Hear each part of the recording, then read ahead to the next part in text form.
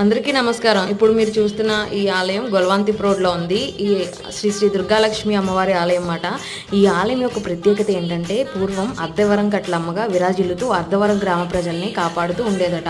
అయితే విగ్రహం చెక్కు చెదరడం ఊరికి మంచిది కాదని చెప్పి ఆ ఊరి ప్రజలందరూ కూడా అమ్మవారి విగ్రహం కాలువలో కలిపేయడం జరిగిందంట.